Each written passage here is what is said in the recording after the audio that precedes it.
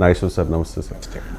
India today mood of the nation survey ఈసారి ఖచ్చితంగా YSR Congress party ఆంధ్రప్రదేశ్లో అధికారంలోకి వస్తుంది. తెలంగాణలో బీఆర్ఎస్కే ఎక్కువ కాంగ్రెస్కే ఎక్కువ ఎంపీ సీట్లు, కేంద్రంలో మోదీ మరొకసారి రాబోతూ ఉన్నారు అంటూ ఈ సర్వేని వాళ్ళకు అనుకూలంగా ఉన్న వాళ్ళు స్వాగతిస్తూ ఉంటే లేని వాళ్ళు వైఎస్ఆర్ కాంగ్రెస్ పార్టీ వాళ్ళు అపోజ్ చేస్తున్నారు. ఎన్నో సర్వేలు చూసాం, సర్వేలతో మాకు పని లేదు అని చెప్పేసి.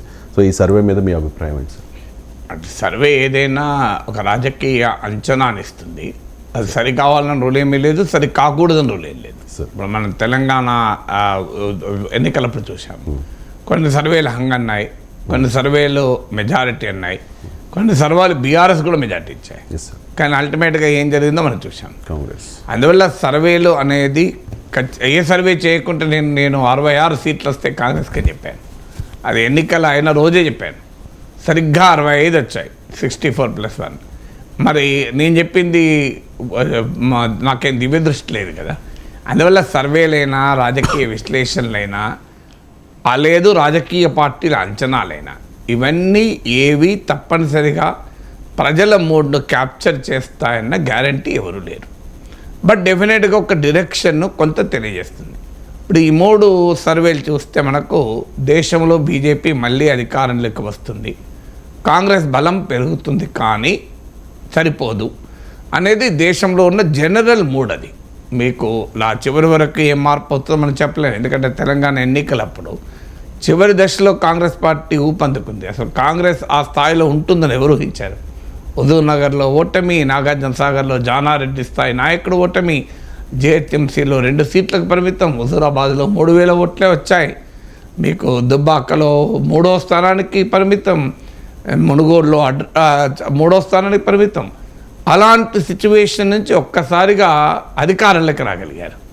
సో అందువల్ల రాజకీయాల్లో, క్రికెట్లో చివరి బంతి వరకు కూడా మనము ఖచ్చితమైన అంచనాకు వేయలేం. కానీ ఇవాళ దేశంలో బీజేపీ ఎన్డీఏకు ఆధిక్యత కనబడటానికి కారణాలైతే స్పష్టంగా ఉన్నాయి. ఎందుకంటే ఇప్పటికీ కాంగ్రెస్ కొంత రివైవ్ అయినప్పటికీ అదే సమయంలో దెబ్బతింటుంది. ఇప్పుడు కర్ణాటక, తెలంగాణలో రివైవ్ అయింది, రాజస్థాన్, మధ్యప్రదేశ్, ఛత్తీస్గఢ్లో మళ్ళీ ఓడిపోయింది. కనీసం 2018లో అసెంబ్లీ ఎన్నికల్లో గెలిచింది, లోక్సభ ఎన్నికల్లో దెబ్బతిన్నా కూడా. సో అందువల్ల కాంగ్రెస్ పార్టీ భారత్ జోడో యాత్ర వల్ల రాహుల్ గాంధీ ఇమేజ్ కొంత పెరిగింది, కానీ మోడీ ఇమేజ్తో పోలిస్తే కంపారిజన్ లేదు. సో అందువల్ల కాంగ్రెస్ పెరిగిన కొంత రివైవ్ అవుతున్న మాట నిజం, కానీ టూ ఫార్ బిహైండ్ బీజేపీ అనేది క్లియర్గా అర్థమవుతుంది. సో అందువల్ల ఓవరాల్గా బీజేపీ తన ఆధిక్యత నిలుపుకోవటానికి there is no alternative, TINA factor అంటారు. సో భారతీయ జనతా పార్టీకి, నరేంద్ర మోడీకి బలమైన ఛాలెంజర్ లేనప్పుడు ఏమవుతుంది అంటే ఇక ఎవరైనా రానియండి ఈయన మాత్రం పోవాలి అనే భావన ఉంటే తప్ప ఈ ప్రభుత్వం పోవాలి, ఎవరన్నా రాని, వచ్చినోడు ఎవరన్నా కానీ అనేటువంటి భావన ప్రజల్లో రావాలి. ఆ భావన ప్రజల్లో రాకుండా ఉండేందుకు భారతీయ జనతా పార్టీ అనేక రకాల వ్యూహాల్ని సమర్థవంతంగా నిర్వహిస్తుంది. ఒకటి, తన అంబుల పొదిలో ఉండే సాంప్రదాయ అస్త్రం, నమ్మిన అస్త్రమైనటువంటి హిందుత్వను చాలా బలంగా ప్రయోగిస్తుంది. అందుకే 2024 ఎన్నికలకు ముందు ఆలయం పూర్తి కాకపోయినా రామ మందిరాన్ని ప్రారంభించారు. ఆ రామ మందిర ప్రారంభంలో నరేంద్ర మోడీని పూర్తి స్థాయిలో ఫోకస్ చేశారు. రామ మందిరము హిందూ మత ఆధ్యాత్మిక గురువుల చేతుల మీదుగా కాకుండా భారత ప్రధానమంత్రి చేతుల మీదుగా ఉంది. గర్భగుడిలో కూడా ప్రవేశించింది బీజేపీ, ఆర్ఎస్ఎస్ నేతలే. మీరు ఎక్కడా పూజారులో లేకుంటే పురోహితులో, హిందూ ధర్మ పండితులు కాదు. మీకు ప్రధానమంత్రి, ఉత్తరప్రదేశ్ గవర్నర్, గుజరాత్ మాజీ ముఖ్యమంత్రి ఆనందీబెన్ పటేల్, ఉత్తరప్రదేశ్ ముఖ్యమంత్రి Yogi Adityanath, RSS Sarsangh చాలకైన Mohan Bhagwat. So 4 BJP RSS నేతలు లోపల ఉన్నారు, 4 శంకరాచార్యులు బయట ఉన్నారు. సో అందువల్ల దాన్ని బట్టి అర్థమవుతుంది కదా. సో ఎవరు ఉండాలో వాళ్ళు లేరు, ఎవరు రాజ్యం వ్యవస్థకు ప్రతినిధులైన వారు దూరంగా ఉండాలో వాళ్ళు ఉన్నారు. సో అందువల్ల హిందుత్వను పూర్తి స్థాయిలో ప్రయోగిస్తున్నారు, ప్రతిపక్షాలను బలహీనపరుస్తున్నారు. ఇవాళ ఇండియా కూటమిని బలహీనపరుస్తున్నారు. అఫ్కోర్స్ ఇండియా కూటమి సంస్కృత అపరాధాలు కూడా ఉన్నాయి, లేవని అంటలేదు.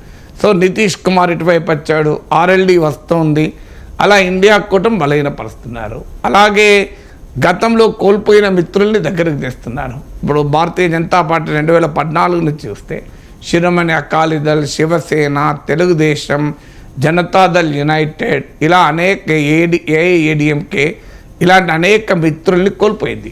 సో ఇప్పుడు మళ్ళీ ఒక్కొక్క మిత్రుల్ని మళ్ళీ తన వైపు తిప్పుకుంటుంది. జేడీయూను తిప్పుకుంది, శివసేనను చీల్చి ఒక వర్గాన్ని తన వైపు తిప్పుకుంది, ఎన్సీపీని చీల్చి ఒక వర్గాన్ని తీసుకుంది, జేడీఎస్ను కలుపుకున్నది, ఇప్పుడు ఆర్ఎల్డీని కలుపుకుంటోంది, తెలుగుదేశాన్ని కలుపుకుంటోంది. సో అందువల్ల మళ్ళీ యూనియన్ అంటే revise and enlarge version of NDA. NDA 3 ఇది revise and enlarge version. NDA 1తో పోలిస్తే ఎన్డీఏ 2 కుంచుకపోయింది, కానీ ఎన్డీఏ 3ని మరింత విస్తృతమైన రివైజ్ అండ్ ఎన్లార్జ్ ఎడిషన్గా చేస్తున్నారు. మోడీ ఇమేజ్ను భారీ ఎత్తున పెంచుతున్నారు. మన రామ మందిర నిర్మాణప్పుడు కూడా చూసాం. ఫోటో షూట్ను తలపించే రీతిలో నరేంద్ర మోడీ సౌత్ ఇండియన్ టెంపుల్స్కు వెళ్ళి రావడము, ఒక్కడే వెళ్ళడం, అసలు భద్రత లేదు, ఎవరు లేరు అన్నట్లుగా ఫొటోస్ ఉన్నాయి. మీరు ఎక్కడన్నా ఆ ఫోటో చూస్తే మనకు ఆశ్చర్యం వేస్తుంది. మోడీ ప్రధానమంత్రి స్థాయిలో ఒక్కడు దేవుని దగ్గరికి ఎలా పోయేస్తున్నాడు చూడు అనే భావన కలిగేలా ఫొటోస్ తీశారు. అలా ఉంటుంది ఎక్కడ ప్రైమ్ మినిస్టర్ వద్ద ఇంత సెక్యూరిటీ ఉంటుంది. సో ఆ జాగ్రత్త పడ్డారు. అంటే కంప్లీట్ ఫోకస్ నరేంద్ర మోడీ పైన పడేలా. అలాగే కేంద్ర ప్రభుత్వ పథకాల లబ్ధిదారులను, లాభార్థీలను ఏకం చేసి లాభార్థీ పాలిటిక్స్ నడుపుతున్నారు. ఇలా సామ దాన భేద దండోపాయాలు వినని వారిపైన ఈడీ ప్రయోగం జరుగుతుంది. ఏమైనా సరే లోపలేశారు, అరవింద్ కేజ్రీవాల్ లోపలేస్తారంటున్నారు. ఇలా ఈ ప్రయత్నాలన్నీ చేయడం వల్ల సహజంగానే బీజేపీకి ఆధిక్యత ఉంది. అదే నీకు ఇండియా టుడే సర్వేలో మనకు క్లియర్గా రిఫ్లెక్ట్ అయింది. ఇక ఆంధ్రప్రదేశ్ విషయానికి వస్తే వైసీపీ అండ్ టీడీపీ అంటే మీరు ఆంధ్రప్రదేశ్లో కూడా ఇప్పుడు ఈ సర్వే ప్రకారం 17 సీట్లు అనుకుంటాను కదా టీడీపీకి ఇచ్చారు. 17 టీడీపీ, 8 సీట్లు వైసీపీకి ఇచ్చారు. అంటే బహుశా టీడీపీ అంటే అందులో జనసేనకు కూడా వస్తుంది. దానికన్నా సిగ్నిఫికెంట్ ఏంటంటే 45% టీడీపీకి ఓటింగు, 7% జనసేన, అంతే కదా, కలుపుకుంటే 52% అవుతుంది. వైఎస్ఆర్ కాంగ్రెస్కు 41% అవుతుంది. It's a massive gap. ఇది 11% ఓట్ల తేడా. సో డెఫినెట్గా టీడీపీ జనసేన కలిస్తే అరిథమెటికల్ అడ్వాంటేజ్ వస్తుందనే నిజం. కానీ మరి ఈ స్థాయిలో వస్తుందా అంటే పెద్ద ఎత్తున జగన్ పట్ల వ్యతిరేక ప్రభంజనం ఉంటే తప్ప 11% గ్యాప్ రాదు. 11% గ్యాప్ అంటే మీకు తెలంగాణలో 2% గ్యాప్తోనే కాంగ్రెస్కి 65 సీట్లు వచ్చాయి. మీకు కాంగ్రెస్ సిపిఐ కలిపి బీఆర్ఎస్కు 39 సీట్లు వచ్చాయి. అయితే అఫ్కోర్స్ ఇక్కడ ఒక చేంజ్ ఉంది. తెలంగాణలో థర్డ్ పార్టీ కూడా ఉంది. అందువల్ల కంపారిటివ్లీ నీకు సీట్ కన్వర్షన్ తేడా ఉంటుంది. ఆంధ్రప్రదేశ్లోనైనా పోలరైజ్డ్ బ్యాటిల్ అంటే అటువైపు వైసీపీ, టీడీపీ, జనసేన కూటమి కలిస్తే ఇప్పుడు బీజేపీ. సో అందువల్ల ఈ పోలరైజేషన్లో 51% అంటే లాస్ట్ టైం వైఎస్ఆర్ కాంగ్రెస్ సాధించిన విజయంతో పోల్చగలిగిన విజయం అది. అదే జరిగితే మరి భారీగా టీడీపీ, జనసేన సీట్లు 100 మళ్ళీ వైసీపీ సాధించిన 150 రావాలి.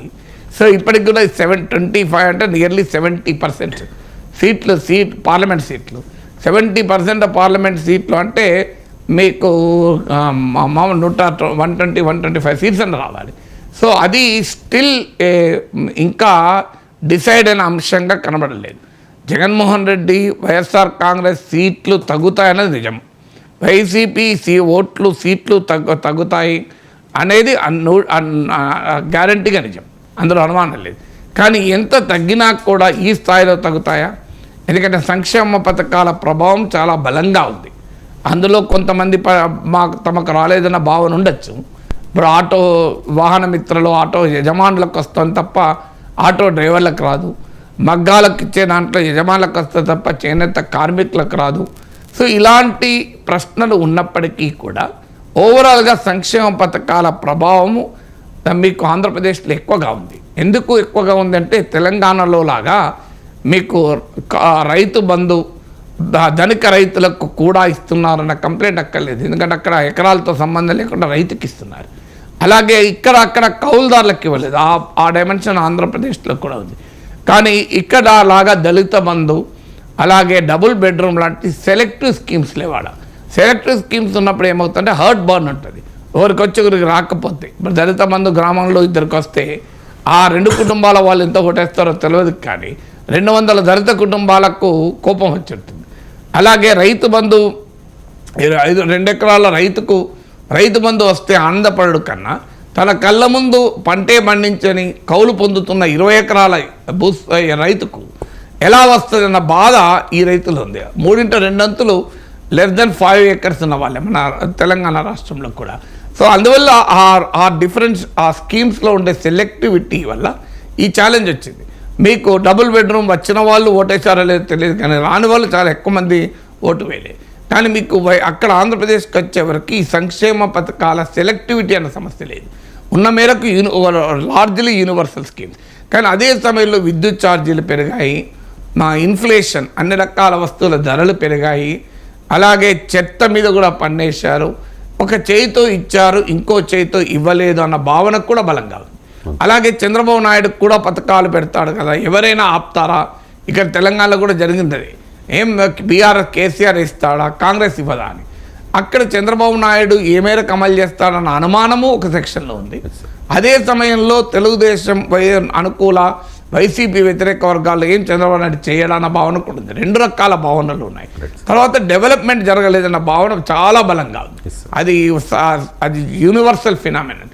సో అందుకే అసెంబ్లీలో కూడా దాన్ని ప్రస్తావించి ఇటీవల జగన్ మాట్లాడాడు. సో ఆ రకమైన అంశం ఉంది. ఇక విశాఖ రాజధాని అన్న ప్రభావం ఉంటుందని అనుకోను పెద్దగా. అంటే అక్కడ ప్రజలు రాజధాని మాకు వస్తుంది కదా అని బ్రహ్మరథం పట్టణ అంచనా ఉత్తరాంధ్రలో కూడా వైసీపీ సీట్లు తగ్గుతాయి. అంటే ఈ విశాఖను అక్కడికి రాజధాని తరలిస్తామని చెప్పినా కూడా ఉత్తరాంధ్రలో వైసీపీకి గతంలో వచ్చిన సీట్లు రావు, ఎన్ని తగ్గుతాయో చెప్పలేను. కానీ దక్షిణాంధ్రలో డెఫినెట్గా టీడీపీ జనసేన కలయిక, సామాజిక సమీకరణ, కాపు ఓట్లో వచ్చే షిఫ్టు, అలాగే అమరావతి ప్రభావము, పట్టణాల్లో ఉండేటువంటి అభివృద్ధి లేదన్న వ్యతిరేకత, ఇవన్నీ వెరసి వైసీపీకి గట్టి పోటీ ఇస్తాయి. ఇప్పుడు ఈస్ట్ అండ్ వెస్ట్ గోదావరి తీసుకోండి, చాలా క్లియర్గా అరిథమెటిక్ డిసడ్వాంటేజ్ వైసీపీకి ఉంటుంది, అరిథమెటిక్ అడ్వాంటేజ్ టీడీపీ జనసేనకు ఉంటుంది. ఎందుకంటే అక్కడ కొన్ని సీట్లలో 20%, 15%, 25% కూడా జనసేన ఓటింగ్ ఉంటుంది. రాష్ట్రం అంతా 7% ఉండొచ్చు, మీకు రాయలసీమలో 2% కూడా ఉండొచ్చు జనసేన. కానీ ఉన్న ఓటింగ్ అంతా ఇక్కడ ఉంటుంది. సో మండపేటలో 20% ఓటింగ్ ఉందని మీకు పవన్ కళ్యాణ్ చెప్పాడు. సో అందువల్ల ఈ కలయిక అరిథమెటిక్ అడ్వాంటేజ్ తూర్పు పశ్చిమ గోదావరి జిల్లాలు వాటి సరిహద్దుల్లో ఉన్న అటు వైజాగ్ కానీ ఇటు కృష్ణా కానీ ఈ సరిహద్దు జిల్లాలపై కూడా ప్రభావం పడుతుంది. అలాగే కానీ అదే సమయంలో వైసీపీ వెనకాలన్న బలమైన సోషల్ ఇంజనీరింగ్ ఉంది. ఇప్పటికీ కూడా ఎస్సీ ఎస్టీలు, మైనారిటీలు, ఓవర్వేమింగ్గా రెడ్డీస్ వైసీపీకి ఓటేస్తున్నారు. సో అందువల్ల ఇండియా టుడే సర్వే ఏకపక్షంగా టీడీపీ జనసేనకు అధికారం అని చెప్పినా స్టిల్ ఇంకా అన్డిసైడెడ్. కానీ దాని డైరెక్షన్ మాత్రం నిజం. అంటే వైసీపీ బలం తగ్గుతోంది అన్న సర్వే ఇచ్చిన డైరెక్షన్ నిజం. అది ఎంత తగ్గింది, ఈ స్థాయికి పడిపోయి అధికారమే మార్చేంత స్థితిలో ఉందా లేదా అనేది స్టిల్ అన్ అన్డిసైడెడ్ క్వశ్చన్ లాగా కనబడతాయి. రైట్ సార్, తగ్గుతుంది కానీ అది 88 మ్యాజిక్ ఫిగర్ కంటే తగ్గుతుందా లేదా అనేదే ఇక్కడ క్వశ్చన్ మార్క్. అండ్ ఈ సీ ఓటర్ సర్వేకి సంబంధించి గతంలో ఇది వైఎస్ఆర్ కాంగ్రెస్ పార్టీకి కాస్త ఫేవర్ ఇన్ ద సెన్స్ అంటే వాళ్ళకి అనుకూలంగా ఉన్నట్లుగా ఆ ఫిగర్స్ వచ్చాయి సార్. కానీ ఫస్ట్ టైం ఇండియా టుడే ఈ మూడ్ ఆఫ్ ద నేషన్ సర్వేలో వైసీపీకి వ్యతిరేకంగా ఉంది ఈ సర్వే. బలం ఉంటే పొత్తులు ఎందుకు, దూషించిన పార్టీనే చంద్రబాబు నాయుడు దేబరిస్తున్నారు అంటూ సజ్జల కామెంట్ చేస్తూ ఈ సీ ఓటర్ సర్వేకు ఎంత విశ్వసనీయత ఉందో గత సర్వేలే నిదర్శనం అని కూడా కామెంట్ చేశారు సార్. సో అది ఎవరైనా అంతే చేస్తారు. ఇప్పుడు ఇదే సర్వే తెలంగాణలో వచ్చినప్పుడు కూడా కేటీఆర్ అదే అన్నారు కదా. సో ఈ సర్వేలు ఏముంది, కర్ణాటకలో లాస్ట్ తెలంగాణలో 2018లో మీకు మహాకూటమి గెలుస్తుందని చెప్పారు, ఏమైంది అని. సో సర్వేల విషయంలో రాజకీయ పార్టీల స్పందన, ఏ పార్టీ అయినా ఏ సర్వేను తమకు అనుకూలంగా ఉంటే ఒక రకంగా, తమ వ్యతిరేకంగా ఇంకో రకంగా ఉంటారు. అది సహజం కూడా. ఉండకపోతే ఏం చేస్తారు, కరెక్టే సర్వే మేము ఓడిపోతాం అంటారు ఎవరైనా. సో దానికి మనం తప్పుపట్టాల్సిన అవసరం లేదు. కానీ ఇక్కడ అంటే బలం ఉంటే పొత్తులు ఎందుకు అని అన్నారు. ఇలా నరేంద్ర మోడీకి బలం లేదని సజ్జలు చెప్పగలడా? బీజేపీకి దేశంలో బలం లేదని చెప్పగలడా? మరి బీజేపీ ఎందుకని జేడీఎస్ను కలుపుకుంది, జేడీఎస్ను తిప్పుకుంది? తెలుగుదేశం పార్టీకి తలుపులు మూసేశామని చెప్పిన తర్వాత, జగన్మోహన్ రెడ్డితో పరోక్షంగా స్నేహం ఉన్న తర్వాత, జగన్మోహన్ రెడ్డి బడ్జెట్లోనే ఆంధ్రప్రదేశ్లో వైఎస్ఆర్ కాంగ్రెస్ బడ్జెట్లో కేంద్రాన్ని ప్రశంసించినా కూడా ఎందుకు మరి టీడీపీతో పొత్తు పెట్టుకోవాలని చూస్తుంది? సో అక్కడ ఉత్తరప్రదేశ్ లాంటి రాష్ట్రంలో 80 సీట్లలో 60-70 సీట్లు గెలుచుకోగలిగే సత్తా ఉన్న బీజేపీ ఆర్ఎల్డీతో ఎందుకు పొత్తు పెట్టుకోవాలని చూస్తోంది అంటే అర్థం ఏంటి? బలము ఉండడము ఉండకపోవడం వల్ల పొత్తులు పెట్టుకుంటారంటే మరి నరేంద్ర మోడీ బీజేపీ ఎవరితో పొత్తులు పెట్టుకోకూడదు? మరి సజ్జలు చెప్పగలడా మోడీకి బలం లేకనే అందరితో పొత్తులు పెట్టుకున్నాడు ఒక్క మాట అనవానండి. సో ఈ టీడీపీతో కలిసినా అన్నాడు. ఎందుకంటే పొరపాటు ఎవరు మ్యాక్సిమం అంటే పురంధరేశ్వర్ దాటిపోరు. పురంధరేశ్వర్ని విమర్శించడం తప్ప మోడీ అమిత్ షాల పైన ఈగ కూడా వాళ్ళని ఇద్దరు కలిసి ఒకవేళ ఏదైనా ఈగ వాళ్ళే పరిస్థితితో ఒకవైపు బ్యాట్ పట్టుకొని దోమ వాళ్ళే పరిస్థితి వస్తే ఒకవైపు బ్యాట్ పట్టుకొని చంద్రబాబు నాయుడు, ఇంకోవైపు బ్యాట్ పట్టుకొని పవన్ కళ్యాణ్, మరోవైపు అంతకన్నా పెద్ద బ్యాట్ పట్టుకొని జగన్ వస్తారు. సో అందువల్ల దోమ ఎక్కడ వాళ్తుంది ఇక మోడీ పైన? అది సాధ్యమే కాదు. ఎక్కడైనా పాపం శనివులు ఉండి అటు హాయ్ దోమ మీరు బ్యాట్ తీయండి అంటే ఎవడు పట్టించుకోవాలి? సో అది జరగబోయే పరిణామం. అంటే అందువల్ల పొత్తులు పెట్టుకోవడం అనేది బలము బలహీనతలకు సంబంధం లేదు. ఇప్పుడు తెలంగాణలో ఉంది కాంగ్రెస్ సిపిఐతో పొత్తు పెట్టుకుంది. మరి కాంగ్రెస్ బలహీనపడిందా? బలం ఉన్నదా? బీఆర్ఎస్ ఏకాకిగా పోయింది, ఎవరితో పొత్తు పెట్టుకోలేదు. మరి బీఆర్ఎస్ ఓడిపోయింది కదా, పొత్తు పెట్టుకున్న కాంగ్రెస్ గెలిచింది కదా సిపిఐతో పొత్తు పెట్టుకొని. ఏకాకిగా పోటీ చేసిన బీజేపీ గెలవలేదు కదా. అందువల్ల ఇప్పుడు మీకు స్టాటిస్టికల్ ఎగ్జాంపుల్ కూడా లేదు కదా. ఇప్పుడు ఈ స్టేట్మెంట్ బలం ఉంటే పొత్తులు ఎందుకు అన్న స్టేట్మెంట్కు జస్టిఫై చేసే ఎవిడెన్స్ చేసేది ఎక్కడా మీకు ప్రాతిపదికత లేదు. అయితే జనరల్గా చంద్రబాబు నాయుడు ఎప్పుడైనా పొత్తులు పెట్టుకున్నప్పుడే గెలిచాడు. That is a statistical coincidence. అంటే చంద్రబాబు నాయుడు పొత్తులు పెట్టుకున్న గెలవడము, పొత్తులు పెట్టుకోకపోయినప్పుడు ఓడిపోవడం, that is more a statistical coincidence తప్ప ఎవిడెన్స్ కాదు. సో అందువల్ల పొత్తులు పెట్టుకోవడము పెట్టుకోకపోవడం పైన గెలవడము ఓడడం ఉండదు. 2004లో రాజశేఖర్ నాయకత్వంలో కాంగ్రెస్ సిపిఐ సిపిఎం టీఆర్ఎస్తో పొత్తు పెట్టుకుంది. అప్పుడు టీడీపీదే అన్నది బలం ఉంటే ఇంతమందితో పొత్తు ఎందుకని. కానీ ఏమైంది? బలం ఉన్నట్లే నిరూపించబడి గెలిచాడు కదా. 2009లో మళ్ళీ టీడీపీ కమ్యూనిస్టులు టీఆర్ఎస్ పొత్తు పెట్టుకుంది. అప్పుడు కాంగ్రెస్ ఉన్నది బలం ఉంటే మీరు పొత్తులు పెట్టుకున్నారని. పొత్తులు పెట్టుకున్నారు కానీ ఏమైంది? ఓడిపోయారు కదా.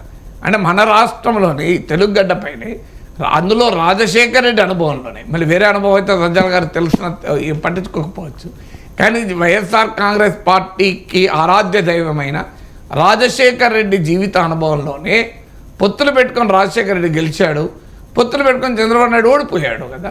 అందువల్ల చంద్రబాబు నాయుడు కూడా పొత్తులు పెట్టుకున్నప్పుడల్లా గెలిచాడని రూలే లేదు. సో 2014లో పొత్తులు పెట్టుకొని గెలవచ్చు, 2019లో ఓడిపోవచ్చు. కానీ అదే చంద్రబాబు నాయుడు 2009లో పొత్తు పెట్టుకున్నా గెలవలేదు కదా. సో అందువల్ల పొత్తులు పెట్టుకోవడము పెట్టుకోకపోవడం పైన ఎన్నికల్లో గెలుపు ఓటంలో ఆధారపడవు. తమకు బలమున్నా కూడా పొత్తులు పెట్టుకుంటారు. అప్పుడు ఎన్డీఏకు 2014లో బీజేపీకి సొంతగా బలం ఉంది, అయినా మిత్రపక్షాల మంత్రి పదవులు ఇవ్వడం లేదా? 2019లో కూడా సొంతగా బలం ఉంది, అయినా మిత్రపక్షాలకు మంత్రి పదవులు ఇస్తున్నారు కదా, బలమున్నా ఇస్తున్నారు కదా. అందువల్ల సంకీర్ణ రాజకీయాల్లో ప్రత్యర్థిని దెబ్బతీయడానికి కావచ్చు, తాము మరింతగా బలపడడానికి కావచ్చు, వివిధ కారణాల రీత్యా పొత్తులు పెట్టుకుంటారు. బలం ఉన్నా లేకపోయినా పొత్తులు పెట్టుకుంటారు. Right sir. ఇక భారతీయ జనతా పార్టీతో తెలుగుదేశం పార్టీ కలవడాన్ని, కలిసి ప్రయత్నం చేయడాన్ని రాష్ట్రం కోసం తప్పదనిపిస్తోంది అంటూ చంద్రబాబు నాయుడు కామెంట్ చేశారట సార్. ఇప్పటికీ చాలామంది ఆస్పిరెంట్స్ ఉన్నారు తెలుగుదేశం పార్టీ నుంచి. సో భారతీయ జనతా పార్టీ కూడా అలయన్స్లోకి వస్తే వాళ్ళకి సీట్లు రావనే ఉద్దేశంతో కొంతమంది అపోజ్ చేశారట, కొంతమంది స్వాగతించలేదట, కొంతమంది ఇది చేస్తే వాళ్ళకి చెప్పే ప్రయత్నం చేశారట సార్. రాష్ట్రం కోసమే నేను ఇదంతా చేస్తూ ఉన్నాను అని చెప్పి. రాష్ట్రం కోసం కాదు, చంద్రబాబు నాయుడు కోసం, తెలుగుదేశం కోసం. ఇందులో రాష్ట్రానికి ఏముంది? ఇప్పుడు రాష్ట్రానికి ఏముందో చెప్పాలి కదా చంద్రబాబు నాయుడు. ఏం ప్రత్యేక హోదా ఇస్తానన్నాడా? విశాఖ స్టీల్ ప్లాంట్ ప్రైవేటీకరించాలన్నాడా? లేదు పెట్రోకెమికల్ కాంప్లెక్స్ కాకినాడలో ఇస్తానన్నాడా? లేదు విజయవాడ వైజాగ్ మెట్రోలో సహాయం చేస్తానన్నాడా? ఏమైంది? మీకు కడపలో స్టీల్ ప్లాంట్ వెంటనే వస్తుందన్నాడా? పోలవరం 2 ఏళ్లలో పూర్తి చేస్తానని హామీ ఇచ్చాడా? పోలవరం నిర్వాసితుల బాధ్యత మేమే చూసుకుంటామని హోంమంత్రి చెప్పాడా? ఎందుకంటే నిర్వాసితుల శాఖ కూడా హోంశాఖ పరిధిలోనే ఉంటుంది. అమరావతిలోనే రాజధాని ఉంటుందని గ్యారంటీ ఇచ్చాడా? సో మీకు వెనుకబడిన ప్రాంతాలు, ఉత్తరాంధ్రలోని జిల్లాలు, రాయలసీమ జిల్లాలకు భారీగా నిధులు ఇస్తాం, విభజన చట్టంలో ఉన్నట్లు మౌలిక వసతుల నిర్మాణానికి 50 కోట్లు ఇచ్చి చేతులు చూపుతామని అన్నాడా? ఆంధ్రప్రదేశ్లో కేంద్రం నిర్మించినటువంటి విద్యా సంస్థల్ని పూర్తి స్థాయిలో బడ్జెట్ కేటాయించి భారీగా నడుపుతామని అన్నాడా? వైజాగ్ చెన్నై ఇండస్ట్రియల్ కారిడార్లో భారీగా పరిశ్రమలు రావడానికి సహకరిస్తామని చెప్పాడా? ఏం చెప్పాడు నాకు రాష్ట్రానికి స్పెసిఫిక్గా ఏం చెప్పాడో చెప్పితే అప్పుడు రాష్ట్రం కొరకు అవుతుంది. సో రాష్ట్రం కొరకు ఏమున్నది దీనిలో? రాష్ట్రం కొరకు అయితే ఎందుకు విడిపోయారు 2018లో? మరి అప్పుడు రాష్ట్ర ప్రయోజనాలు లేవా? ఇప్పుడు మాత్రమే రాష్ట్ర ప్రయోజనాలు అంటే రాష్ట్ర ప్రయోజనాలు చంద్రబాబు నాయుడు ప్రయోజనాలు ఒక్కటే అని ప్రజల్ని భ్రమపడవు అని చెప్తే ఇలా ఎందుకు భ్రమపడతారండి? రాజకీయ నాయకులు చాలామంది అదే చేస్తారు. కేసీఆర్ ప్రయోజనాలు తెలంగాణ ప్రయోజనాలు ఒక్కటే, చంద్రబాబు నాయుడు ప్రయోజనాలు ఆంధ్రప్రదేశ్ ప్రయోజనాలు ఒక్కటే, నరేంద్ర మోడీ ప్రయోజనాలు దేశ ప్రయోజనాలు ఒక్కటే, జగన్మోహన్ రెడ్డి ప్రయోజనాలు ఏపీ ప్రయోజనాలు ఒకటే. ఇది రాజకీయ నాయకులు మనకు కల్పించే భ్రమలు. రాష్ట్రం వేరు, నాయకుడు వేరు, రాష్ట్రం వేరు, పార్టీ వేరు. సో మీ పార్టీ రాజకీయ అవసరాల కొరకు భయంతోనో భక్తితోనో బీజేపీతో కలుస్తున్నారు. ఈవెన్ ఇప్పుడు India Today C Voter survey కూడా బీజేపీకి ఎంత ఓటింగ్ ఇచ్చింది? 2% ఇచ్చింది. వాళ్ళ లాస్ట్ టైం వచ్చింది 1%. అంటే 100% బీజేపీ పెరుగుతోంది. మామూలు విషయం కాదు, 100% పెరుగుతుంది. సో బీజేపీ ఓటింగ్ 100% ఆంధ్రప్రదేశ్లో పెరగబోతుంది. అందుకొరకు కలిసామని చెప్పండి, పని అయిపోతుంది కదా. సో అందువల్ల ఇందులో పొలిటికల్ జస్టిఫికేషన్ లేదు. It is a more desperation. So Modi సహకారం లేకుండా జగన్ ఎదుర్కోలేము. మోడీ సహకారం అంటే మనకు అందరికీ తెలుసు, అన్ని రకాల సహకారం. ఒక్కటి మాత్రం గ్యారంటీ, ఎన్ని రకాల సహకారమో నేను చెప్పకూడదు. కానీ ఒక్కటి మాత్రం నిజం, ఓటర్ల సహకారం కొరకైతే కాదు. ఎందుకంటే బీజేపీతో కలిసి వచ్చే అదనంగా ఓట్లు ఏమీ లేవు. ఏమనంటే పొయ్యే ఓట్లే తప్ప. సో అందువల్ల పొయ్యే ఓట్లు ఉన్న పార్టీతో కలిసి రాష్ట్ర ప్రయోజనాలు అంటే ఎట్లా? అది ఒక ప్రత్యేకమైన పరిస్థితిలో మనం చూస్తున్నాం. సో మోడీతో పెట్టుకుంటే హేమంత్ సోరెన్ ఏమవుతున్నాడు, మోడీతో పెట్టుకుంటే మనీష్ సిసోడియా ఎక్కడున్నాడు, మోడీతో పెట్టుకోకపోతే జగన్మోహన్ రెడ్డి ఎక్కడున్నాడు? సో మనీష్ సిసోడియా ఢిల్లీ డిప్యూటీ ముఖ్యమంత్రి ఇప్పటికీ బెయిల్ లేక భార్య అనారోగ్యంతో ఉన్నా కూడా 2 గంటల బెయిల్లో భార్యను చూసే పరిస్థితి. హేమంత్ సోరెన్కు బెయిల్ లేదు. మోడీతో పెట్టుకుంటే ఏం జరుగుతుందో చూస్తున్నాం. మోడీతో ఫ్రెండ్లీగా ఉంటే జగన్మోహన్ రెడ్డికి 10 ఏళ్ళైనా బెయిల్ మీదనే ఉన్నాడు కదా. సో ఇప్పుడు చంద్రబాబు నాయుడుకి కూడా జైలుకు పోవడానికి అవకాశమే లేదు. ఇక మోడీతో కలిసి ఉంటే, మోడీతో కలిసి ఉన్న ఈటల రాజేందర్ను కేసీఆర్ ఏమైనా చేశాడా? మీరు చూడండి, ఆ రోజు ఈటల రాజేందర్ బయటకు వచ్చిన రోజు వెంటనే 5 గంటలకే కలెక్టర్ రాజేందర్ భూములపైకి కలెక్టర్ అని మనం తెల్లరి పేపర్లు చూసాం. చూడండి, భూములు ఆక్రమించారన్నారు. ఎంత జరిగింది? మరి ఈటల రాజేందర్కు బీజేపీలో ఏరిండి ఏమన్నా అయిందా ఎక్కడన్నా? సో అందువల్ల అజిత్ పవార్ 70,000 కోట్లు తిన్నాడని చెప్పి సాక్షాత్తు నరేంద్ర మోడీ చెప్పాడు. ఆయన తీసుకొని ఇప్పుడు ఆర్థిక మంత్రి చేయలేదు, ఆయన జైల్లో ఉన్నాడా? సో ఇది అన్ని కళ్ళ ముందు జరుగుతున్నది కనుక ఇవన్నీ చూసి చంద్రబాబు నాయుడు తన సొంత ప్రయోజనాల కొరకు, తన పార్టీ ప్రయోజనాల కొరకు, ఒక రకంగా చెప్పాలంటే సొంత ప్రయోజనాలే, పార్టీ ప్రయోజనాలు కూడా కొంత నష్టం జరగచ్చు. సో తన సొంత ప్రయోజనాల కొరకు చేరుతున్నాడు బీజేపీతో. ఇందులో రాష్ట్రం ఎక్కడిది, ప్రజలు ఎక్కడిది? Right sir. చంద్రబాబు నాయుడు ఢిల్లీ వెళితే ఒక సెక్షన్ ఆఫ్ మీడియా దాన్ని చాలా పెద్ద హైలైట్ చేసింది సార్.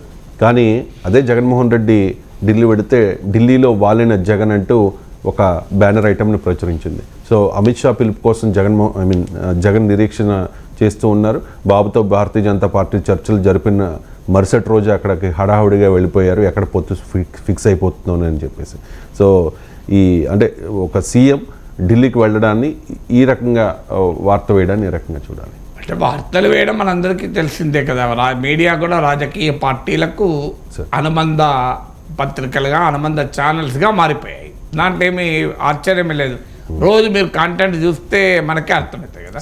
2 పత్రికలు ముందు పెట్టుకొని చూడండి, మనకి స్పష్టంగా అర్థమవుతుంది. ఏమీ రహస్యము లేదు, దాపరికము లేదు, ఎవరైనా చెప్పుకున్నా సో వెళ్ళినా వాళ్ళినా అనే తేడా ఉంటుంది.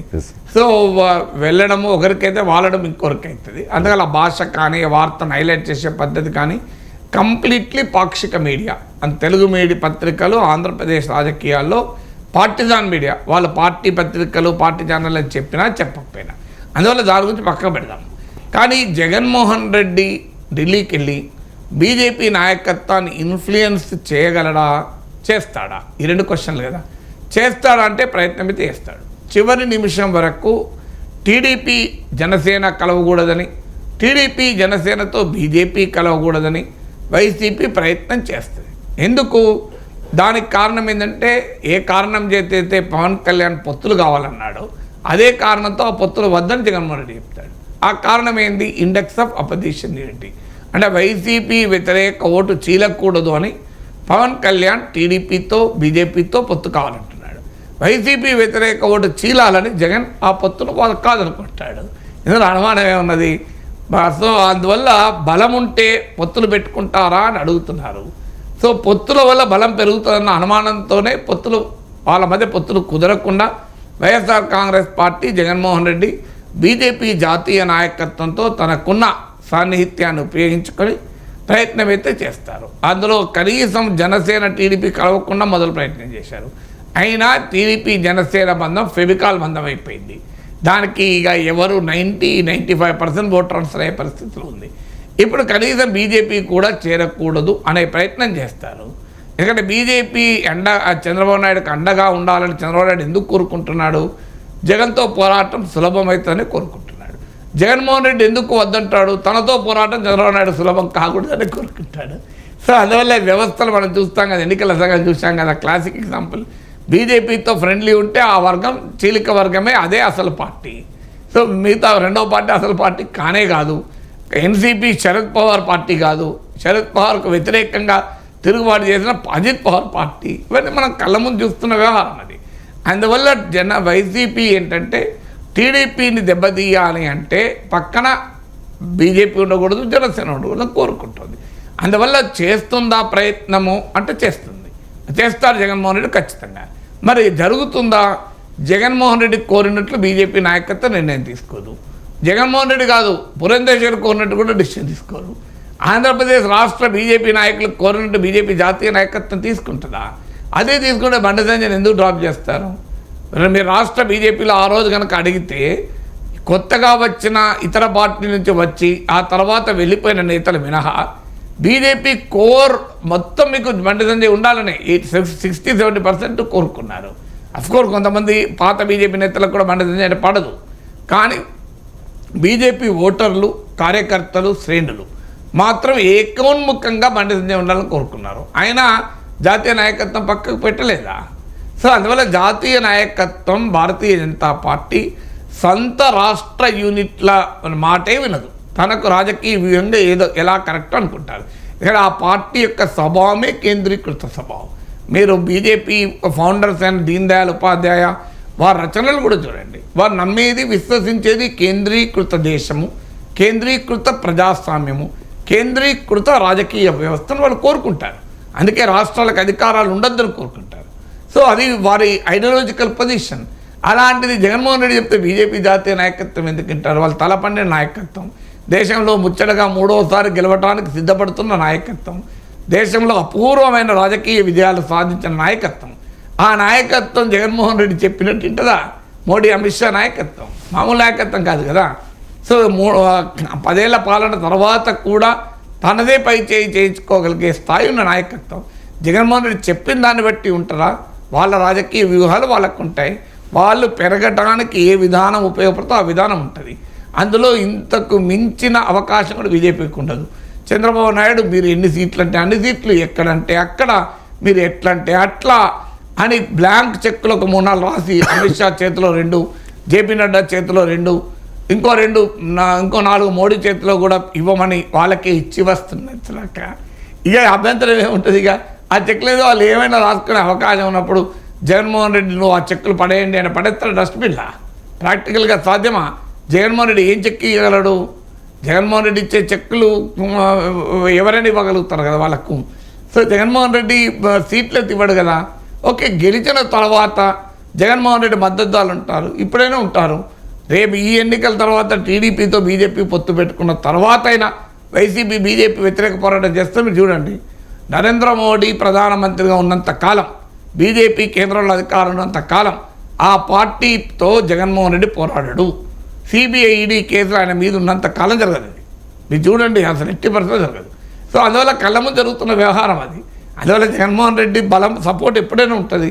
టీడీపీతో పెట్టుకుని అందులో ఇప్పుడు ఇండియా టుడే, సీ ఓటర్ లాంటి సర్వేలు మెజారిటీ ఎంపీ సీట్లు టీడీపీకి వస్తాయన్న అనుకున్న తర్వాత ఇక తెలుగుదేశం పార్టీతో పెట్టుకోవడానికి బీజేపీ ముందుకు వస్తుంది తప్ప జగన్ చెప్పినట్టు ఏంటదా? Right sir. ఇక తెలంగాణ అసెంబ్లీ ఎన్నికల్లో జనసేనతో పొత్తు పెట్టుకున్న భారతీయ జనతా పార్టీ ఇప్పుడు ఒంటరిగా పోటీ చేస్తామని చెప్తూ ఉన్నారు సార్. కిషన్ రెడ్డి.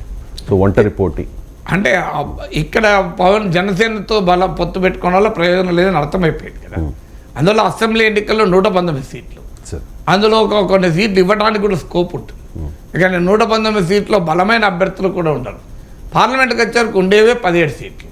ఆ 17 సీట్లలో జనసేనకి ఇవ్వడానికి స్కోప్ లేదు.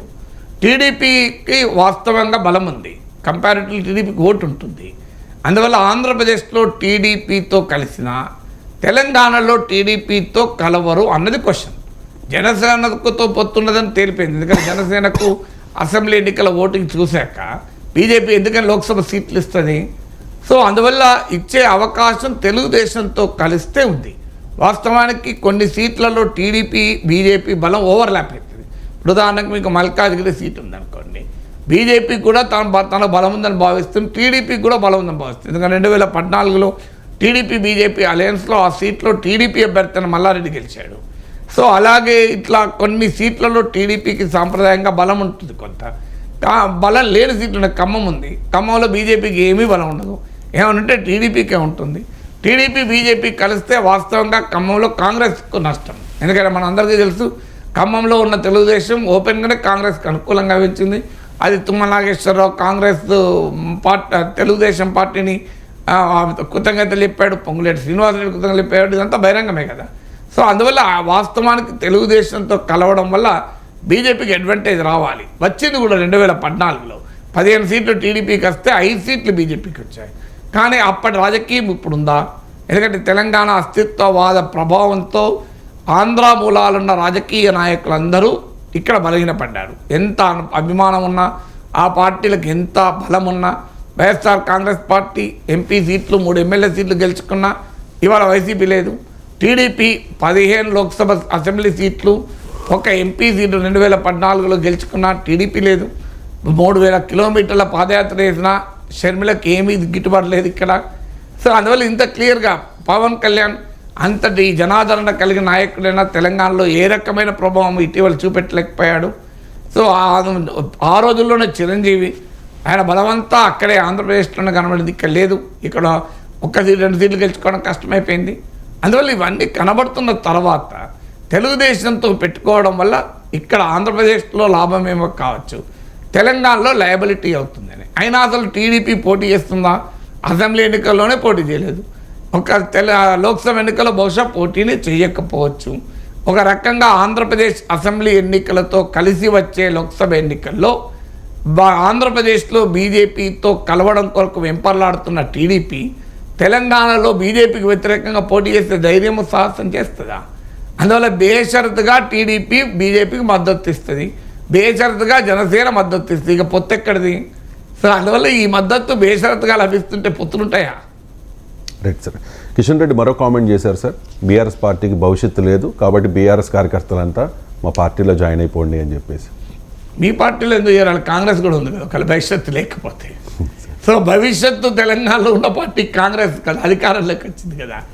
అందువల్ల రాష్ట్రం ఒకవేళ బీఆర్ఎస్కే భవిష్యత్తు లేదని ఆ పార్టీ కార్యకర్తలు భావిస్తే చేరడానికి ఆ మొదటి ఆప్షన్ బీజేపీ కాదు, మొదటి ఆప్షన్ కాంగ్రెస్ అవుతుంది కదా. కాంగ్రెస్ రాష్ట్రంలో అధికారంలో ఉంది. బీజేపీకి 8 సీట్లుంటే కాంగ్రెస్కి 65 సీట్లు ఉన్నాయి కదా. సో అందువల్ల ఎందుకు బీజేపీలో చేరుతారు? Even India Today C Voter survey కూడా కాంగ్రెస్కి 10 సీట్లు ఇస్తే బీజేపీకి 4 గతంలో వస్తే ఇప్పుడు 3 ఇస్తున్నారు. అంటే 1 సీటు తగ్గుతోంది బీజేపీకి. మరి అదే నిజం. అందువల్ల బీజేపీ వైపుగా వెళ్ళాల్సిన అవసరం బీఆర్ఎస్ వాళ్ళకి ఎందుకు ఉంటుంది? అది కూడా బీఆర్ఎస్ నాయకులంతా పొలోమని రేపు పొద్దున ఒక మార్చ్ ఫాస్ట్ చేసి వేరే పార్టీకి వెళ్ళడానికి ఏమన్నా సిద్ధపడి ఉన్నారా? సో అందువల్ల అంత ఆలోచించి బీఆర్ఎస్ వాళ్ళు అంతా ఖాళీ చేస్తారు రెడీగా ఉంటే అప్పుడు ఎక్కడికి పోవాలనే చర్చ. ఒకవేళ వెళ్ళాలనుకున్నా కూడా కాంగ్రెస్ ఆప్షన్ ఉంది. కొంతమంది బీజేపీకి వెళ్తే వెళ్ళొచ్చు. సో గతంలో బీజేపీ అనుభవం ఏంది? వచ్చిన వాళ్ళంతా వెళ్ళిపోయారు. సో వివేక్ వెంకటస్వామి, రాజగోపాల్ రెడ్డి, మీకు విజయశాంతి, చాలా పెద్ద లిస్ట్ కదా అది వచ్చిన వాళ్ళు. మిగిలింది ఒక ఈటల రాజేందర్ మిగిలాడు, మరి శ్రద్ధ రెడ్డి, కొండా విశ్వేశ్వరరెడ్డి మిగిలాడు. వీళ్ళు కూడా ఎప్పుడు ఉంటారో ఎప్పుడు పోతారో తెలియని పరిస్థితి. ఇక అందువల్ల బీజేపీకి చేరికల కమిటీ పెట్టినా ఎవరు చేరలేదు కదా అసెంబ్లీ ఎన్నికల సమయంలో. అయినా కొంతమంది చేరే అవకాశం ఉంది, ఎందుకంటే కేంద్రంలో అధికారంలోకి వస్తే బీజేపీతో ఉంటే ఏమైనా ప్రయోజనం ఉంటుందని చేరవచ్చు. కానీ బీఆర్ఎస్ ఏదో ఖాళీ అవుతున్నట్లు, వాళ్ళంతా పోయి బీజేపీలో చేరుతున్నట్లు, బీజేపీకి సొంత బలం పెంచుకోవడం ఆలోచన మానేసి ఇంపోర్టెడ్ లీడర్లపైనే ఆశ పెట్టుకున్నంత కాలం ఇలాగే గందరగోళం క్యావటిక్గా బీజేపీ ఉంటుంది. Right sir. దుబ్బాక మాజీ ఎమ్మెల్యే రఘునందన్ రావు ఒక డిమాండ్ చేస్తూ ఉన్నారు సార్, కడియం శ్రీహరిని బీఆర్ఎస్ పక్ష నేతగా ఎన్నుకోవాలని చెప్పి. వాస్తవానికి బీజేపీ నేత ఎవరో ఇంకా వాళ్ళకి క్లారిటీ లేదు. విచిత్రమైన డిమాండ్. సొంత పార్టీకి శాసనసభా పక్ష నేతను ఎన్నుకోలేని పరిస్థితిలో బీజేపీ ఉంటే పక్క పార్టీలో ఎవరికి ఎవరు ఎన్నుకోవాలో సలహాలు ఇస్తున్నాడట. సో ఒక్క పెళ్లి సంబంధం రాక బాధపడుతున్నవాడు పక్కింటి కుర్రోనికి తొందరగా పెళ్లి చేసుకొని సలహా ఇచ్చినట్టున్నాడట. సో మొదలు బీజేపీ ఎల్పీ నేతలు ఎందుకు అనుకుంటలేరు ఇప్పటికీ? మొదలు రఘునందన్ రావు తన సొంత పార్టీకి సలహా ఇవ్వాల్సిందంటే మనకు శాసనసభలో ఒక లీడర్ కావాలి, లేదంటే ఒక notification Telangana state public service కమిషన్కు అప్పచెప్తే for the recruitment of Bharatiya Janata party legislature party leader అని కనుక ఒక రిక్రూట్మెంట్ నోటిఫికేషన్ ఇస్తే దానికి ఏమైనా ఎంట్రన్స్ ఎగ్జాము లేకుంటే దానికి ఏమన్నా 25 రాలేవులే 8 అప్లికేషన్లతో అందులో కానీ ఎన్నుకోవాలా? సో ఏ రీజన్ వల్ల బీజేపీ ఎల్పీ నేతలు ఎన్నుకోలేకపోతున్నారు? అది ఆన్సర్ చెప్పాల్సింది. పోయి బీఆర్ఎస్లో ఎవరిని ఎన్నుకోవాలి? బీఆర్ఎస్లో నాయకుడు ఎవరో నిర్ణయించాల్సింది బీఆర్ఎస్ పార్టీ కానీ బీజేపీ కాదు కదా. So who is BJP to decide? అయితే అది ఏంటంటే పుల్లబెట్టడం అంటారు దాన్ని.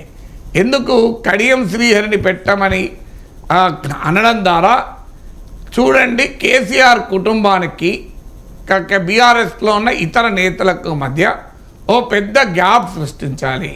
కేసీఆర్ కుటుంబంకు ఆ పదవి రాకుండా లెజిస్లేచర్ పార్టీ లీడర్ కాకుండా ఉండడం ద్వారా బీఆర్ఎస్లో ముసలం పుట్టించాలి.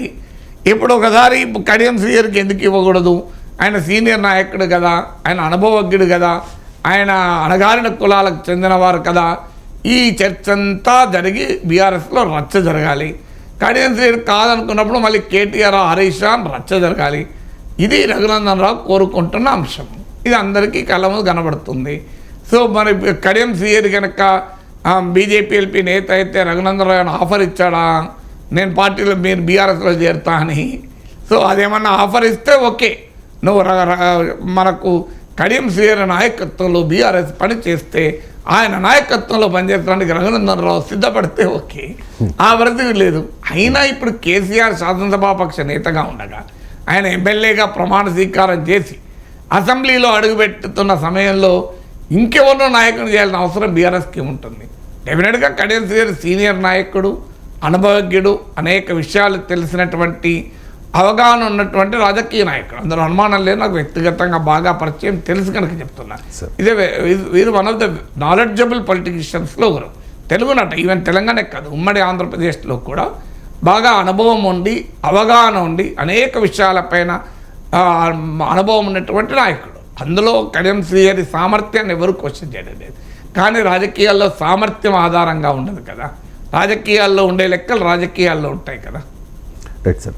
కేసీఆర్కి ఎలాగో ఆరోగ్యం బాగాలేదు కాబట్టి ఫ్లోర్ లీడర్గా కడియం శ్రీహరిని, అలాగే వర్కింగ్ ప్రెసిడెంట్గా ఒక బీసీని, దాంతోపాటుగా అమరుడు శ్రీకాంతాచారి తల్లి శంకరమ్మకు రాజ్యసభ సీటు ఇవ్వాలి. Raghunandan Rao demands sir. భారత రాష్ట్రపతి ద్వారా రాజ్యసభకు నామినేట్ చేసే అవకాశం ఉంటుంది. సో భారతీయ జనతా పార్టీ బలమున్న రాష్ట్రాలను యూపీ నుంచి జీవీఎల్ నరసింహారావును, డాక్టర్ లక్ష్మణ్ ఎంపీలు చేశారు. యూపీ నుంచి శంకరమ్మని ఎందుకు చేయరు? శ్రీకాంతాచారి తల్లిని ఎందుకు ఉత్తరప్రదేశ్ నుంచి ఎంపీ చేయరు? నిర్మలా సీతారామన్ను వేరే రాష్ట్రం నుంచి ఎంపీ చేశారు. ఎందుకు నిర్మలా సీతారామన్ చేస్తారు కానీ అమరవీరుడైన శ్రీకాంతాచారి తల్లిని ఎందుకు చేయడు? అదంతా పోనీయండి, రాష్ట్రపతి నామినేట్ చేసే అవకాశం ఉంది కదా. పిటి ఉషా, ఇళయరాజా, విజేంద్ర ప్రసాద్ చేశారు కదా. ఎందుకు శంకరమ్మను అమరవీరుని తల్లి మాతృమూర్తిని ఎందుకు రాష్ట్రపతి కోటాలో నామినేట్ చేయొచ్చు కదా? ఇది చాలా ఈజీ కదా. ఇప్పుడు బీఆర్ఎస్కు ఉన్నదే ఒక్క సీటు, ఆ సీట్లో శంకరమ్మను పెట్టమని సలహా ఇస్తున్నటువంటి రఘునందన్ రావు ఒక గ్యారంటీ ఇస్తాడా? రేపు బీఆర్ఎస్ కనుక శంకరమ్మను అభ్యర్థిగా పెడితే బీజేపీ మద్దతు ఇస్తుందా? మొదలు ఆ గ్యారంటీ ఇవ్వమనండి. సో మేము మద్దతు ఇస్తామని ఆఫర్ కిషన్ రెడ్డి గారు ఇప్పియమనండి. బీఆర్ఎస్ అభ్యర్థికి మేము ఓటు వేస్తాం అంటే బీజేపీ బీఆర్ఎస్ బంధం స్పష్టంగా ప్రజల ముందు ఆవిష్కృతం అవుతుంది కదా. మొదలు ఆ గ్యారంటీ రఘునందన్ రావు ఇస్తే కనీసం లాజిక్ ఉంటుంది మాట్లాడటానికి. లేదు నేను అనేది ఏంటంటే ఇప్పటికీ కూడా రఘునందన్ రావుకి చేతులు జోడించి చెప్పేది, అమరవీరుడు శ్రీకాంతాచారి మాతృమూర్తిని దయచేసి రాష్ట్రపతి కోటాలో రాజ్యసభకు నామినేట్ చేయాలి. ఎందుకంటే 2 సీట్లు ఉన్నాయి, ఖాళీకి 20 నెలలుగా ఖాళీ ఉన్నాయి. ఖాళీ ఉంచడం కన్నా శంకరమ్మ గారిని పంపించచ్చు కదా, ఖాళీ పెట్టారు కదా, ఎవరినో పెట్టడం కన్నా శంకరమ్మ గారిని పంపించచ్చు కదా, పోనీ కృష్ణమాదిగని పంపించచ్చు కదా. ఎందుకు అంత పెద్ద ఉద్యమం నడిపాడు కదా, ఎంఆర్పిఎస్ నాయకుడిగా మాదిగల్లో రాజకీయ చైతన్యాన్ని నింపి ఇవాళ ఆత్మగౌరవంతో నా పక్కన మాదిగా అని రాసుకోగలుగుతున్నారంటే దానికి కారణం ఎవరు? కృష్ణమాది కదా, రియాలిటీ కదా, అందరూ ఒప్పుకోవాలి కదా. చిన్నపిల్లలకు గుండె ఆపరేషన్లు కోసం పెద్ద పోరాటం నడిపి చారిత్రాత్మకమైన విజయం సాధించిన నాయకుడు కృష్ణమాది కాదా? వికలాంగుల హక్కుల కొరకు పోరాడిన నాయకుడు కృష్ణమాది కాదా? మాదిగా ఉపకులాల హక్కుల కొరకు దశాబ్దాల పాటు పోరాడినాడు. ఆయన కావాలనుకుంటే ఎప్పుడో మంత్రి అయ్యేవాడు, ఎప్పుడో ఎమ్మెల్యే అయ్యేటోడు, ఎంపీ అయ్యేటోడు కదా, కాకపోయేటోడు ఇంత పెద్ద పెద్ద వాళ్ళే చాలామంది అయ్యారు ఆయన ముందట. మరి అలాంటి కృష్ణమాదిగని ఎందుకు రాజ్యసభకు నామినేట్ చేయరు? ఎందుకు మీకు దళితులు అంటే గౌరవం లేదా? కృష్ణన్ అంటే గౌరవం లేదా?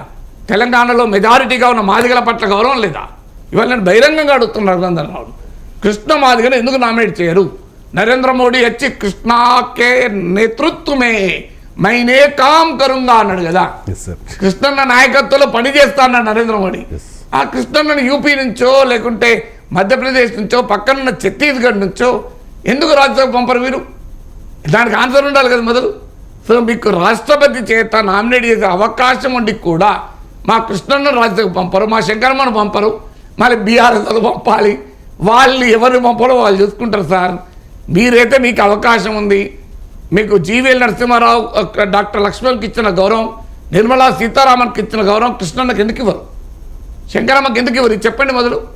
నాగేశ్వర్కి ఇవ్వమని నేనేం అడుగుతలేను, నన్నేం రాష్ట్రపతి నామినేట్ చేయాలని నేను అడుగుతలేను, చేయరని కూడా తెలుసు నాకు.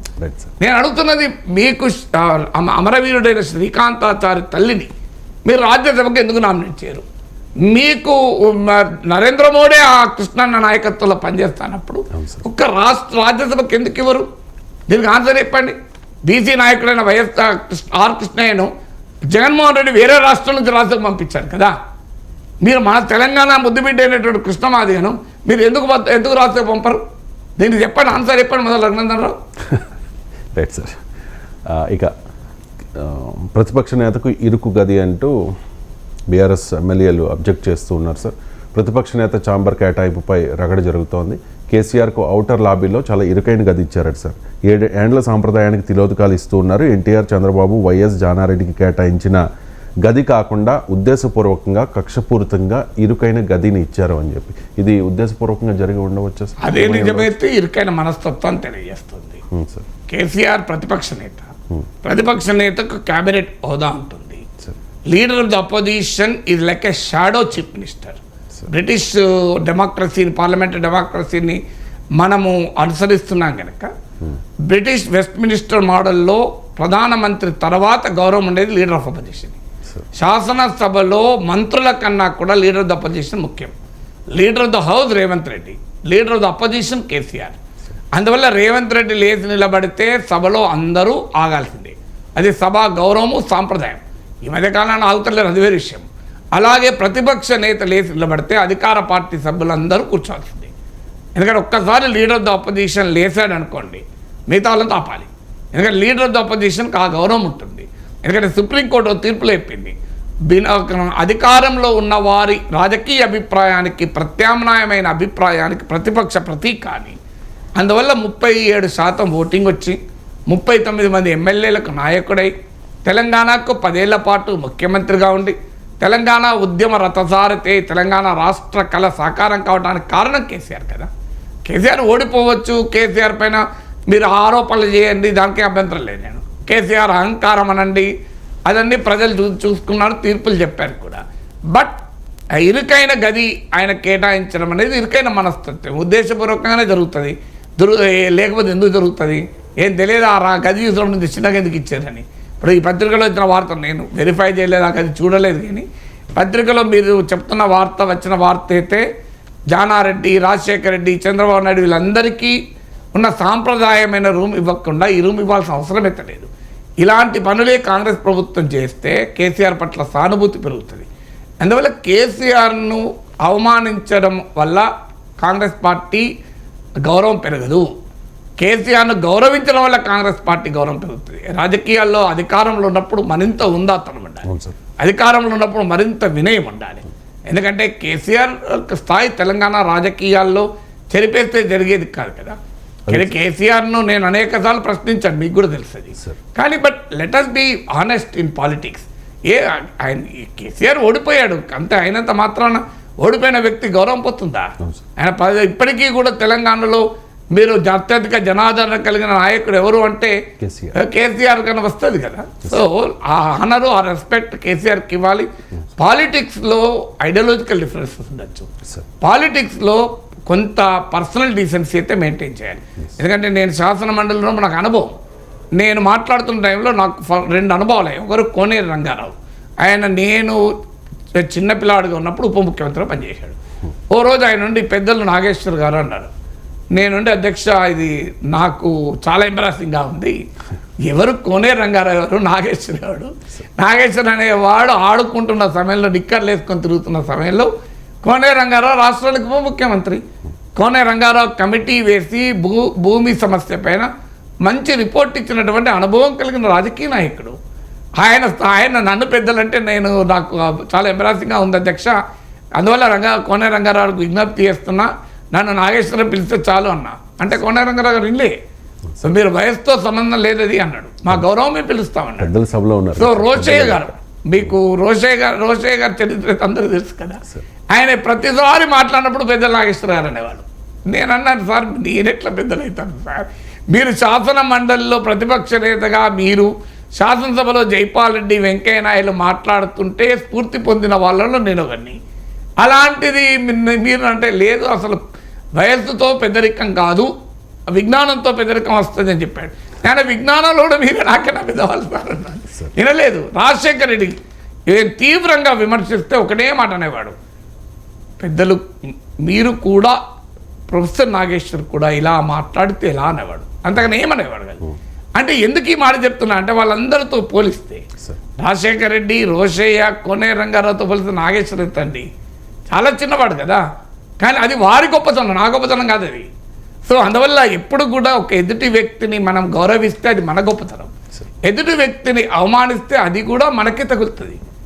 అందువల్ల మన సంస్కారాన్ని తెలియజేస్తుంది. కాంగ్రెస్ ప్రభుత్వానికి సలహా ఏంటంటే ఇది అదే ఇప్పుడు ఆ ఇరుకైన గది ఇచ్చి ఉంటే అది ఎట్టి పరిస్థితుల్లో సరైనది కాదు. కేసీఆర్ ముఖ్యమంత్రి ఆ రూమ్ అయితే అడగడు కదా, అడిగినా ఇవ్వరు కదా. అందువల్ల అసెంబ్లీలో కేసీఆర్ కోరుకున్న గది ఉంటుంది, ఆ గది ఇవ్వాలి. ఆ రకంగా గౌరవం తెలంగాణ ప్రజలు ఎన్నుకున్న ప్రతిపక్ష నేతకు ఉండాలి. గౌరవం ఇవ్వడం మన గౌరవాన్ని పెంచుతుంది, అంతే. గౌరవం ఇవ్వడం మన గౌరవాన్ని పెంచుతుంది, గౌరవం తగ్గించడం మన గౌరవాన్ని తగ్గిస్తుంది. కేసీఆర్కి సర్జరీ అందుకే నేను వ్యక్తిగతమైన ఉదాహరణలు చెప్పింది. అందుకే ఇప్పుడు నేను ఇవాళ ఆ 3 నేతల పట్ల గౌరవం పెరిగింది తప్ప తగ్గలేదు కదా నాకు. కేసీఆర్కి సర్జరీ అయ్యి ఆయన హాస్పిటల్లో ఉన్నప్పుడు రేవంత్ రెడ్డి వెళ్ళడాన్ని అందరూ స్వాగతించారు సార్, అప్రిషియేట్ చేశారు. దట్ ఇస్ గుడ్ జెస్చర్ కదా. కానీ ఇలాంటి కంపారిజన్ కూడా వచ్చింది. రేవంత్ రెడ్డి ముఖ్యమంత్రి అయ్యాక జగన్మోహన్ రెడ్డి కనీసం విష్ చేయలేదు ఫోన్ చేసి. Right sir. ఇక ఈ మధ్యకాలంలో సీఎం రేవంత్ రెడ్డి ఈ మధ్యకాలంలో కేసీఆర్ మీద తన భాష అంటే అగ్రెసివ్గా పదునైన భాషను వాడుతూ ఉన్నారు, పదునైన పదాలతో మాట్లాడుతూ ఉన్నారు. రీసెంట్గా ఒక మాట అన్నారు, అది నేను ఇక్కడ ప్రస్తావించలేను ఈ డిబేట్లో, ఈ చర్చలో. అది కొంచెం అబ్జెక్షన్ వ్యక్తం చేశారు చాలామంది, ఆ పదాన్ని వాడడం, అది ఒక బూతు, ఆ పదాన్ని ఎందుకు వాడారు అంటూ. అండ్ ఇంకొక మాట అన్నారు sir Revanth Reddy, expired medicine KCR అని చెప్పేసి. రాజకీయాల్లో ఏ పార్టీ ఏ నాయకుడు ఎక్స్పైర్డ్ కాదు. సో రాజకీయాల్లో పార్టీలకైనా నాయకులకైనా ఓటములు ఉంటాయి. హేమీలు ఓడిపోయారు. ఇందిరాగాంధీ 77లో ఓడిపోయినప్పుడు ఎక్స్పైర్డ్ మెడిసిన్ అనుకున్నారు. 80లో మామూలుగా గెలవలే, భారీ మేడతో గెలిస్తే జనతా పార్టీ ఎక్స్పైర్డ్ మెడిసిన్ అయింది. మీకు తర్వాత జనతా పార్టీ లేదు address. Congress party expired medicine అనుకున్నారు. 2004లో అటల్ బిహారీ వాజ్పేయి నాయకత్వంలో ఉన్న భారతీయ జనతా పార్టీని ఓడించి 10 ఏళ్ళు అధికారంలో ఉన్నారు. ఎక్కడ ఎక్స్పైర్డ్ అయ్యారు? టీడీపీ ఉమ్మడి రాష్ట్రంలో అటు రాజశేఖర్ రెడ్డి మరణానంతర సానుభూతి విలువ, జగన్మోహన్ రెడ్డి స్వీప్ చేస్తున్న వాతావరణ ఉప ఎన్నికల్లో తెలంగాణలో టీఆర్ఎస్ ఇక తెలుగుదేశం ఉండదు అనుకున్నారు. 2014లో చంద్రబాబు నాయుడు మళ్ళీ ముఖ్యమంత్రి కాలేదా? సో అందువల్ల రాజకీయాల్లో ఇలాంటివి వందల ఉదాహరణలు చెప్పచ్చు. 2 సీట్లు వచ్చిన భారతీయ జనతా పార్టీని ఎక్స్పైర్డ్ మెడిసిన్ అనుకున్నారు, కానీ ఇవాళ 3వసారి కూడా 300 సీట్లు తెచ్చుకుంటామనే కాన్ఫిడెన్స్తో ఉన్నారు. సో అందువల్ల రాజకీయాల్లో ఎప్పుడు ఎవరికి ఎక్స్పైరీ డేట్ ఉండదు, పార్టీలకు ఉండదు, నాయకులకు ఉండదు. అందువల్ల ఎవరైనా అలా ఊహించుకుంటే అది వారికే నష్టం. బహుశా రేవంత్ రెడ్డి కూడా అది ఊహించుకుంటాడని అనుకోను.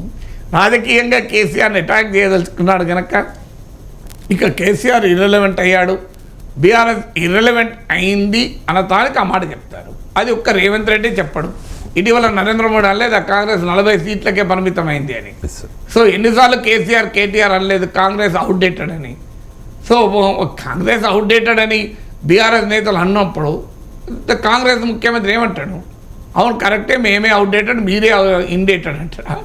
సో వాళ్ళు ఇప్పుడు కాంగ్రెస్ చెల్లని రూపాయి, కాంగ్రెస్ అవుట్డేటెడ్, కాంగ్రెస్కు భవిష్యత్తు లేదు, కాంగ్రెస్ మునిగేనావా అని కాంగ్రెస్ పార్టీ తెలంగాణలో గెలిచినాక కూడా అన్నారు కదా. కేటీఆర్ అనలేదు, కేటీఆర్ అన్నట్టు వార్తలు కూడా వచ్చింది కదా. అందువల్ల దానికి కౌంటర్గా ఈయన ఎక్స్పైర్డ్ మెడిసిన్ అనొచ్చు. అందువల్ల దట్ ఈస్ పొలిటికల్గా ఒకరి మీద ఒకరు అనుకునేదే తప్ప ఇందులో రేవంత్ రెడ్డి మొదటి వ్యక్తి కాదు, చివరి వ్యక్తి కాదు. ఇక ఫైనల్ టాపిక్. ఆ మాటకొస్తే కేసీఆర్ ఇంకా చాలా ఎక్కువ అన్నాడు. మా ప్రతిపక్షాలను సన్నాసులని, దద్దమ్మలని ఎన్ని అన్నాడు. అసలు కేసీఆర్ డిక్షనరీ తీయచ్చు. కేసీఆర్ ఉద్యమకాలం ఇప్పటి వరకు ఆయన ప్రత్యర్థులు అన్నాయి అన్ని తీర్తో పెద్ద డిగంటు అవుతుంది సార్. కొత్త పదాలు వస్తాయి, కొత్త పూర్తులు. అండ్ ఫైనల్ టాపిక్ సార్, ప్రధాని మోదీ జన్మతః ఓబీసీ కాదు, కులం పేరుతో దేశ ప్రజలను మోసగిస్తూ ఉన్నారు అంటూ రాహుల్ గాంధీ కామెంట్ చేశారు సార్. గతంలో చాలామంది రాహుల్ గాంధీని కూడా కామెంట్ చేసిన పరిస్థితి, ఆయన పుట్టుకను కూడా కామెంట్ చేశారు, సోనియాను ఇటలీ దేవత అన్నారు, ఇంకా రకరకాలుగా కామెంట్ చేశారు. ఇక్కడ ప్రధాని మోదీ జన్మతః ఓబీసీ కాదంటే మరి మోదీ పుట్టుకని క్వశ్చన్ చేసినట్టు కదా రాహుల్ గాంధీ. మోడీ పుట్టుకను క్వశ్చన్ చేసినట్టు ఎట్లా అవుతుంది కదా సార్? మోడీ తాను ఓబీసీ అని రాజకీయంగా చెప్పుకుంటున్నాడు కనుక కులాన్ని ఓబీసీ కాదు అని చెప్తున్నాడు అంతే. ఆయన కులాన్ని కూడా క్వశ్చన్ చేసినట్టు కాదు సార్. మోడీ ఓబీసీ స్టేటస్ను క్వశ్చన్ చేస్తున్నాడు. ఆడ మోడీ పుట్టుకను క్వశ్చన్ చేయడం లేదు, మోడీ కులాన్ని క్వశ్చన్ చేయలేదు, మోడీ స్టేటస్ను క్వశ్చన్ చేస్తున్నారు. ఓబీసీ స్టేటస్ ఇప్పుడు దాని కులానికి ఏం సంబంధం? నాగేశ్వర్ సార్ మీరు పిహెచ్డీ చేశారా అని మీరు అడుగుతారు అంటే నా కులాన్ని, నా పుట్టుకను క్వశ్చన్ చేసినట్టు అవుతుందా? మీరు డాక్టర్ ప్రొఫెసర్ నాగేశ్వర్ అంటాను, నిజంగానే మీకు పిహెచ్డీ చేశారా అంటే నేను నా పిహెచ్డీ సర్టిఫికేట్ తీసుకొచ్చి మీకు చూపెడతాను ఆన్లైన్లో. సో అది అందువల్ల ఓబీసీ స్టేటస్ను క్వశ్చన్ చేస్తున్నాడు. అది నిజమా అంటే ఆ విమర్శ ఉంది. ఎందుకంటే ఆయన పుట్టినటువంటి కమ్యూనిటీ మొదలు ఓబీసీ కాదు, తర్వాత ఓబీసీగా గుర్తించాలి. అయినా ఆ చర్చలో అవసరం లేదు. ఆయన ఓబీసీలకు మోడీ ఏం చేశాడన్నది ఆలోచించాలి తప్ప మోడీ ఓబీసా కాదా అనే డిస్కషన్ వల్ల ప్రయోజనం లేదు. సో ఎవరు తమ పుట్టుక నిర్ణయించలేరు. నాగేశ్వర్ ఏ కులంలో పుట్టాలని నాగేశ్వర్ నిర్ణయించాడు, నరేంద్ర మోడీ ఏ కులంలో పుట్టాలని నిర్ణయించుకోలేడు, రాహుల్ గాంధీ కూడా ఆ లగ్జరీ లేదు. సో మన ఎవరికైనా లగ్జరీ ఉందా మన ఏ కులంలో పుట్టాలని? పుట్టిన తర్వాత ఏ కులాల కొరకు ఏ వర్గాల కొరకు పనిచేయాలని నీకు అవకాశం, నీకు ఛాయిస్ ఉంది. సో పుట్టుకలో ఛాయిస్ లేదు, పుట్టిన తర్వాత నీ సాలిడారిటీ విషయంలో ఛాయిస్ ఉంది. అందువల్ల నరేంద్ర మోడీని విశ్లేషించాల్సింది నరేంద్ర మోడీ హయాంలో వెనుకబడిన వర్గాలకు న్యాయం జరిగిందా, సామాజిక న్యాయం అణగారిన కులాలకు జరిగిందా అనే అంశాన్ని విశ్లేషించాలి తప్ప ఆయన ఓబీసా కాదా అనేది కాదు.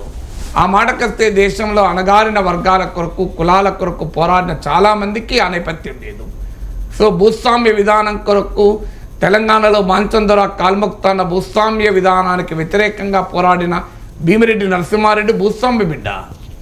తెలంగాణలో మొట్టమొదటి అమ్మడి ఆంధ్రప్రదేశ్లో మొట్టమొదటి రైతు కూలీ సంఘం పెట్టి భూమి లేని వ్యవసాయ కూలీల కొరకు పోరాడిన పుచ్చలపల్లి సుందరయ్య భూస్వామి కొడుకు. మీరు దేశంలో చాలామంది ఉన్నారు అట్లా. కందుకూరి వీరేశలింగం పంతులు ఇలాంటి వాళ్ళు సంఘ సంస్కరణ కొరకు పోరాడారు. వారు పుట్టిన కులం అదా? కాదు కదా. వారు పుట్టిన కులానికి సంబంధం లేకుండా తమ జీవితాలని అంకితం చేసినటువంటి మహనీయులు దేశంలో చాలామంది ఉన్నారు అట్లా. అందువల్ల ఏ కులానికి పెట్టారు? ఆ అగ్రకుల ఆధిపత్యానికి వ్యతిరేకంగా జరిగిన అనేక పోరాటాల్లో ఆ కులానికి సంబంధం లేని వాళ్ళు ఉన్నారు. సో ఇవాళ మండల్ పాలిటిక్స్కు బేస్ అయిన ములయాం, అఖిలేష్, మీకు నితీష్, లాలు వీళ్ళందరికీ గురువు సోషలిస్ట్ నాయకుడైన డాక్టర్ రామ్ మనోహర్ లోహియా ఆయన ఏ కులంలో పుట్టాడు మరి? సో అందువల్ల కులము ఎక్కడ అనేది ప్రాతిపదిక కాదు, నీవు ఏ వర్గాల కొరకు నిలబడ్డావు అన్నదే ప్రాతిపదిక. సో అల్టిమేట్గా your stand decide by that. So అందువల్ల నరేంద్ర మోడీ అయితే ఎందుకు ఈ చర్చ వస్తుందంటే, ఇటీవల మోడీ మాట అన్నాడు నేనే ఓబీసీని అని. అందువల్ల మోడీ ఓబీసీ ఐడెంటిటీతో ప్రైమ్ మినిస్టర్ కాలేదు. ప్రైమ్ మినిస్టర్ ఓబీసీ ఉద్యమాలు ఏమీ మోడీ నడపలేదు. మా ఆర్ కృష్ణయ్య జరిపిన పోరాటాలు మోడీ ఓబీసీ నడిపాడా? వేరే వాళ్ళు పక్క పెడతాం. మన ఆర్ కృష్ణయ్యతో పోల్చుకున్నా. నేను యూనివర్సిటీలో స్టూడెంట్ ఉన్నప్పటి నుంచి చూస్తున్నా, ఎవరు బీసీ బిడ్డకు స్కాలర్షిప్ రాలేదంటే straight with honour Modi. R Krishnaiah చెప్పుకుంటూ ఆయన వాళ్ళని పట్టుకుంటూ ఆయన వెళ్ళి సెక్రటరియట్లో ఎవరినో కలిసి స్కాలర్షిప్ ఇప్పించను. ఇవి చిన్నప్పటి నుంచి చూశాను. మరి ఆర్ కృష్ణయ్య బీసీ బిడ్డల కొరకు జరిపిన ఆ మేరకు పోరాటమైన నరేంద్ర మోడీ జరిపాడా? చెప్పండి. మాదిగల కొరకు కృష్ణన్న జరిపిన పోరాటం మోడీ జరిపాడా? అందువల్ల ఈ ప్రశ్న బీసీ నాయకుడు చెప్పుకోవాలంటే బీసీ కులంలో పుడితేనే సరిపోదు. ఆ వర్గాల కొరకు నువ్వు ఏం పోరాటం జరిపావు? మండల్ కమిషన్ పోరాటంలో నరేంద్ర మోడీ ఉన్నాడా? సో రిజర్వేషన్ అనుకూల వ్యతిరేక పోరాటాలు జరిగినాయి. రిజర్వేషన్ అనుకూల పోరాటంలో నరేంద్ర మోడీ ఉన్నాడా? నాకు చెప్పండి. ఆ మాటకత్తి ఇవాళ బీజేపీ పరివారం ఆ రోజు రిజర్వేషన్ వ్యతిరేక ఉద్యమానికి మద్దతు ఇచ్చిన వాళ్ళు నాకు చాలామంది తెలుసు. సో అందువల్ల ఈ కులం పేరును మోడీ వాడుకోవాలని చూసినప్పుడు ప్రత్యర్థులు ఖచ్చితంగా ఆ కులం స్టేటస్ను క్వశ్చన్ చేయకుండా ఉంటారా? Right sir, thank you so much sir. చాలా